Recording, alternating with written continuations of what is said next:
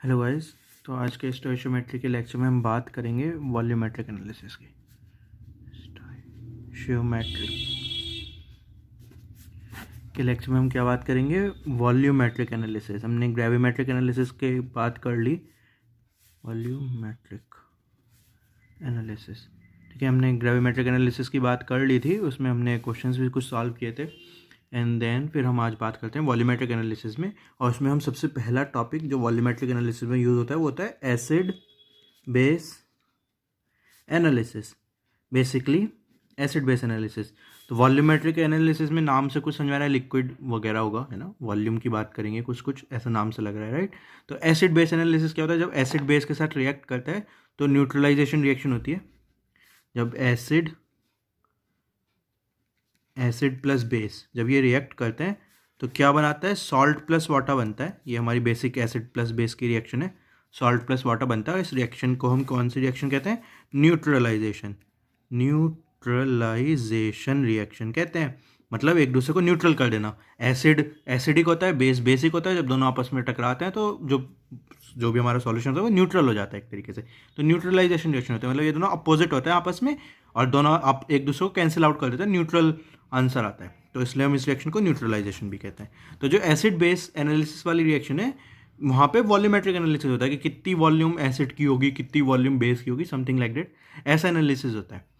तो ये हम एसिड बेस एनालिसिस के क्वेश्चन सॉल्व करेंगे और उसमें हम वॉल्यूमेट्रिक एनालिसिस का यूज़ करेंगे।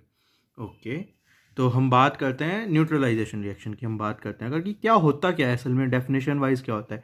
फीलिंग वाइज तो हमें थोड़ा थोड़ा समझ में आ गया, डेफिनेशन वाइज क्या होता है न्यूट्रलाइजेशन रिएक्शन। रिएक्शन नहीं कहते, सिर्फ न्यूट्रलाइजेशन कहते हैं, प्रोसेस ऑफ न्यूट्रलाइजेशन। तो ये क्या होता है, इसे कहते हैं, इसकी अगर डेफिनेशन, एग्जैक्ट डेफिनेशन की बात करें तो process of making neutral water. अगर देसी भाषा में, लेमैन लैंग्वेज में बात करें कि न्यूट्रलाइजेशन क्या होता है, अगर आपसे कोई लेमैन लैंग्वेज में पूछे, बिल्कुल सिंपल भाषा में पूछे कि क्या होता है, तो आप कहोगे न्यूट्रल पानी, सादा पानी बनाने की टेक्निक को हम न्यूट्रलाइजेशन कहते हैं। जो पानी है वो न्यूट्रल हो जाए, उसके लिए क्या कहते हैं, हमारा बेसिकली न्यूट्रलाइजेशन रिएक्शन होता है। पानी न्यूट्रल कब होगा उसके लिए, तो इस डेफिनेशन से हम क्या कंडीशन लगा सकते हैं कि हमें न्यूट्रलाइजेशन की हमें डेफिनेशन बता दी गई कि process of making neutral water, sorry.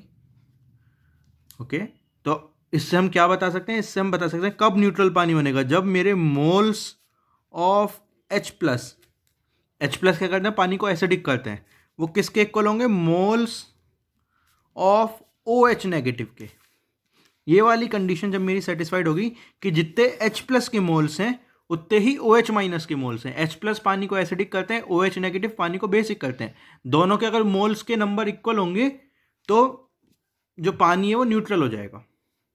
समझ में आ रही है? सिंपल सादी सी बात है कि न्यूट्रलाइजेशन क्या होता है? न्यूट्रल पानी बनाने के प्रोसेस को न्यूट्रलाइजेशन कहते हैं।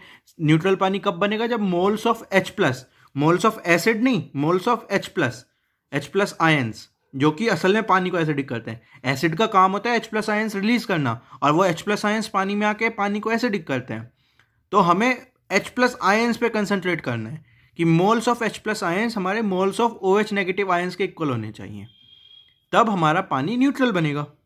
तो ये कंडीशन सिंपल है, समझ में आती है अपन को, ठीक है। तो अब जनरली जब हम क्वेश्चंस में बात करते हैं तो हमें H प्लस आयंस के टर्म्स में कोई हम बात करते हैं, हम बात करते हैं एसिड के टर्म्स में कि HCl इतना है, H2SO4 इतना है।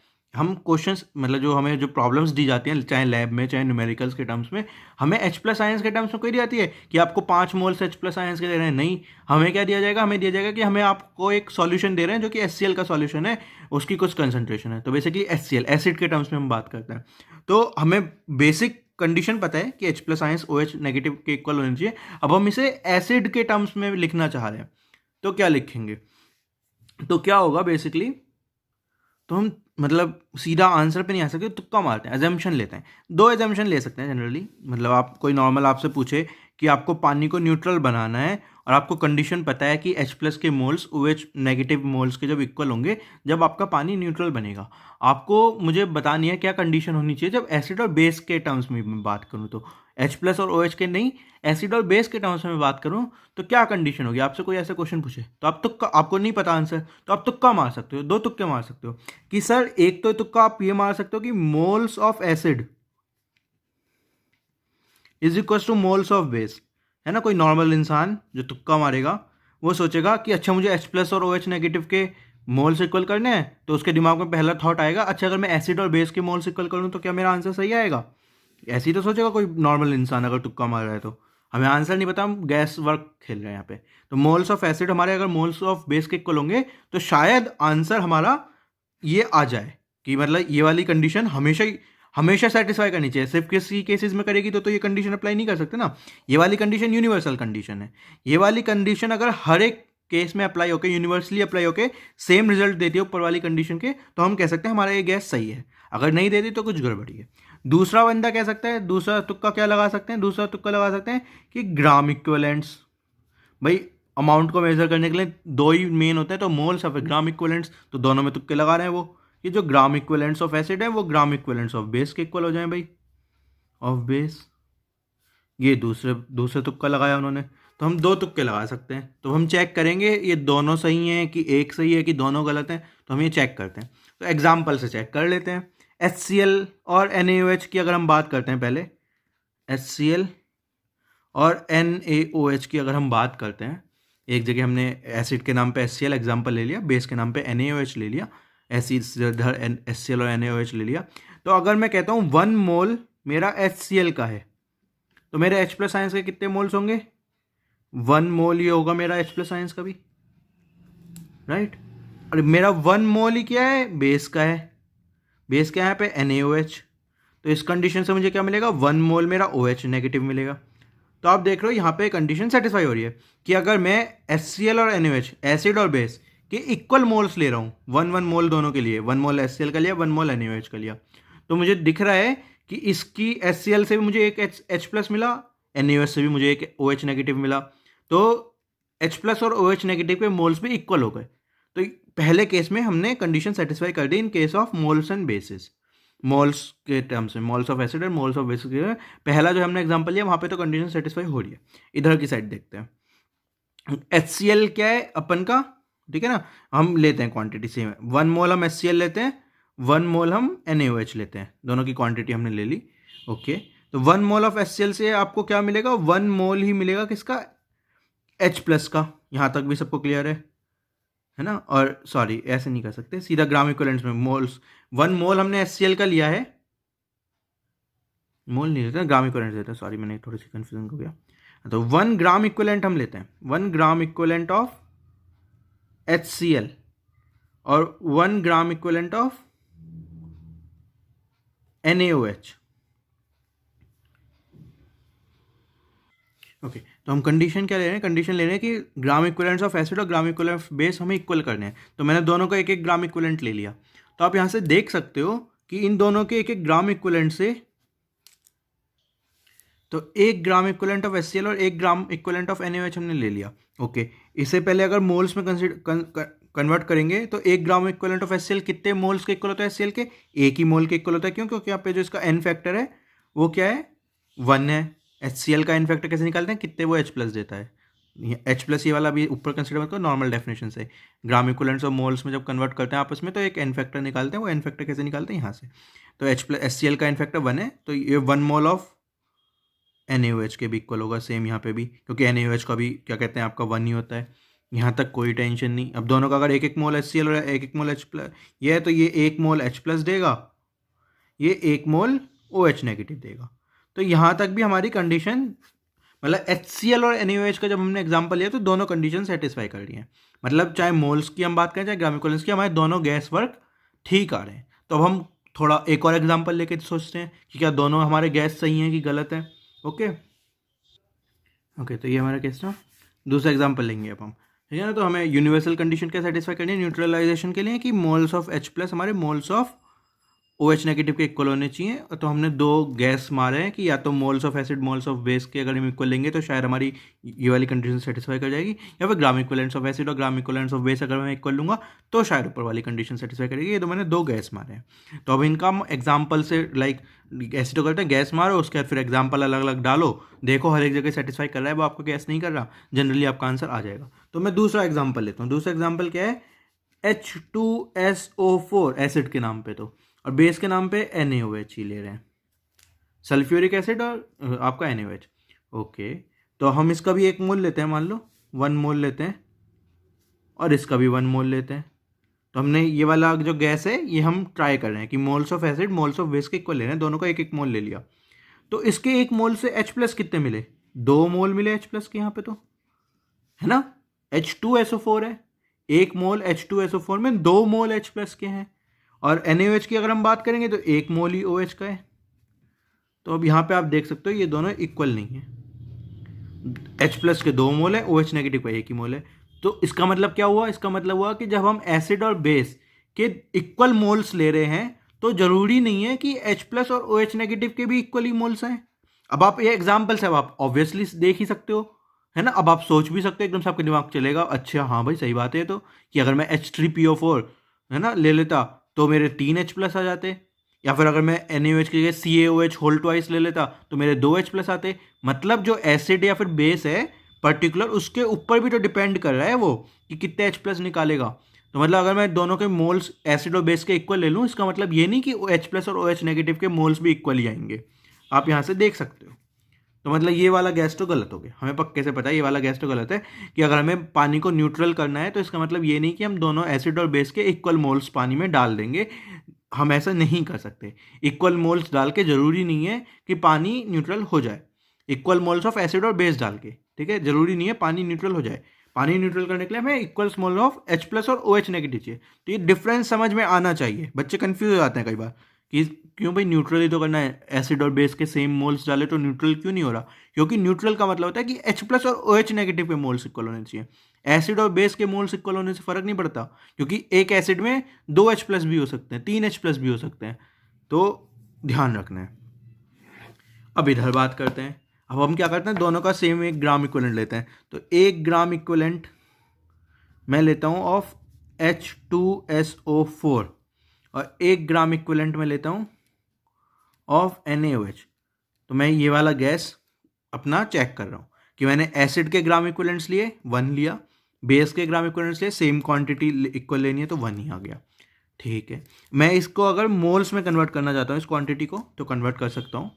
1 ग्राम इक्विवेलेंट ऑफ H2SO4 कितने मोल्स के इक्वल होगा, हाफ मोल्स के इक्वल होगा।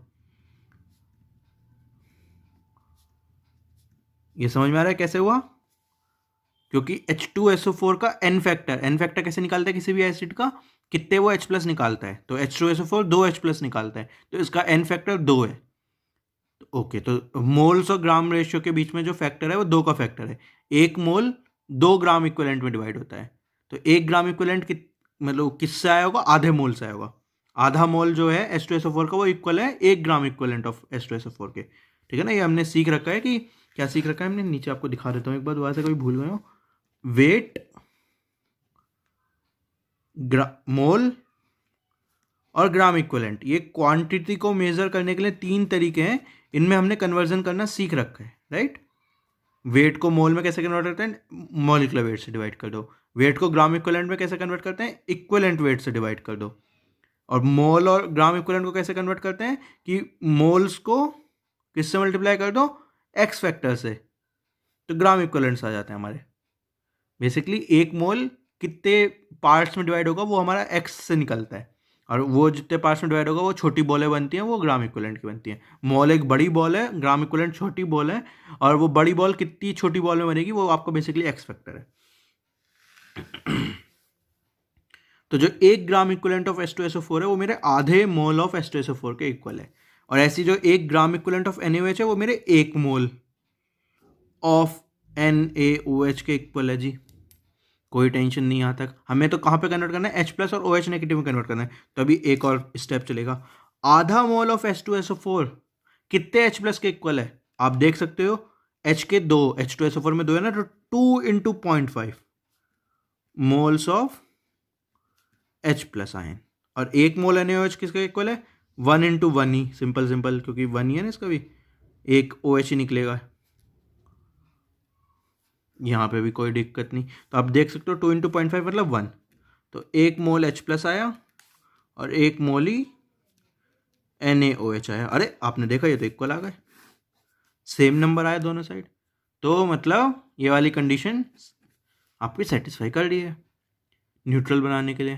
तो मतलब जब आप same gram equivalents of acid और बेस लोगे, 3 ग्राम इक्विवेलेंट ऑफ एसिड लोगे, 3 ग्राम इक्विवेलेंट ऑफ बेस लोगे, और फर्क नहीं पड़ता कोई भी एसिड ले लो जो आपकी मर्जी हो एसिड, यहाँ पे इसलिए तो फर्क पड़ा क्योंकि हमने एसिड चेंज कर दिया। HCl वाले काम में तो सही चल रहा था, लेकिन जैसे हमने एसिड चेंज कर दिया H2SO4 डाल दिया, फर्क पड़ गया क्योंकि H2SO4 ज़्यादा H प्लस निकालता है।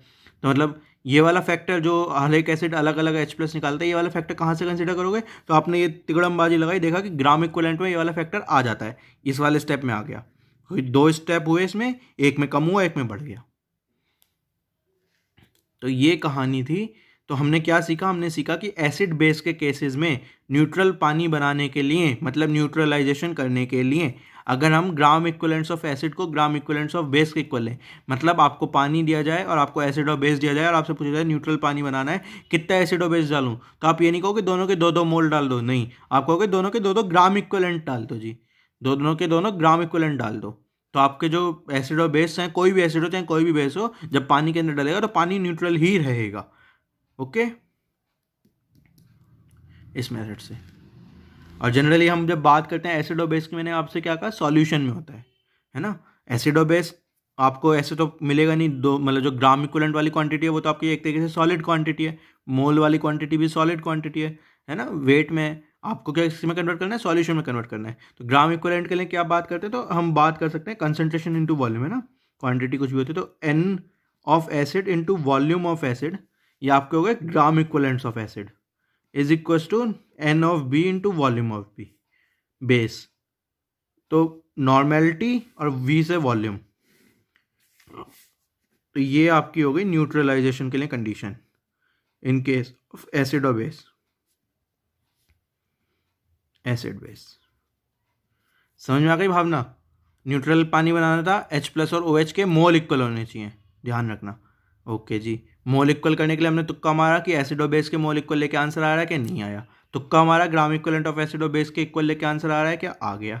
तो ग्राम इक्विवेलेंट की हमने बात करी, वो क्वांटिटी में होती है, ये कंसंट्रेशन के टर्म्स में बात करें, ये वॉल्यूम है बेसिकली, और ये क्या है, कंसंट्रेशन है इन टर्म्स ऑफ नॉर्मेलिटी। तो जब नॉर्मेलिटी को हम वॉल्यूम से मल्टीप्लाई करते हैं तो ग्राम इक्विवेलेंट वाला आंसर आता है, राइट। नॉर्मेलिटी बेसिकली कितने होते हैं, ग्राम इक्विवेलेंट पर लीटर ही तो होती है, ग्राम इक्विवेलेंट पर लीटर मल्टीप्लाइड बाय लीटर, तो लीटर से लीटर कट जाएगा, ग्राम इक्विवेलेंट बचेगा, यूनिट से चेक कर लो, है ना। तो gram equivalent of normality of acid into volume of acid इस, ये इनटू ये। तो आपको बेसिकली 3 चीज़ दे देंगे, दूसरी चीज़ एक चीज़ पूछ सकते हैं, आपको दे देंगे कि एसिड और बेस की कंसंट्रेशन दे देंगे दोनों की, एक की वॉल्यूम दे देंगे, दूसरे की वॉल्यूम पूछेंगे कितनी वॉल्यूम होनी चाहिए। तो ये न्यूट्रलाइजेशन करने के लिए, तो ये हमारा फॉर्मूला है एक तरीके से। तो ये प्रोसेस समझ में आना चाहिए, फीलिंग समझ में आनी चाहिए, कैसे हम आंसर लाए, कहानी, ये पूरी कहानी दिमाग में रखोगे तभी अच्छा लगेगा, तभी मतलब दिमाग में रहेगा कि हो क्या रहा है, कंफ्यूज नहीं हो गया। फिर फॉर्मूले से करते हैं तो एकदम से कुछ घुमा देते हैं वो क्वेश्चन में, तो कंफ्यूज आते हैं क्योंकि हमें पता ही नहीं हमने क्यों किया, ये कैसे आया ये। अब आपको पता है क्यों किया, कैसे आया, फाइनली हुआ क्या। तो आप जब ये फॉर्मूला लगाओगे तो आपके दिमाग में बैकग्राउंड में कहानी खुद चलेगी, अच्छा इसका मतलब मैं ग्राम इक्विवेलेंट ऑफ एसिड और gram equivalent of base equal कर रहा हूँ, इसका मतलब है कि मोल्स ऑफ H प्लस और moles of OH negative equal हो रहे हैं जब भी पानी न्यूट्रल होता है। न्यूट्रलाइजेशन की ये तो डेफिनेशन है न्यूट्रल पानी बनाना, तो आपको सब ये फीलिंग दिमाग में चलेगी। ओके, तो जब भी अब आपको एसिड बेस के क्वेश्चन आएंगे तो मोल्स में नहीं, ग्राम इक्विवेलेंट्स में डील करना है। ओके जी, जो तो आज का लेक्चर यहीं पे थ्योरी पे ख़त्म करते हैं, अगले लेक्चर में हम इसके बेसिस पे क्वेश्चंस करेंगे। Thank you.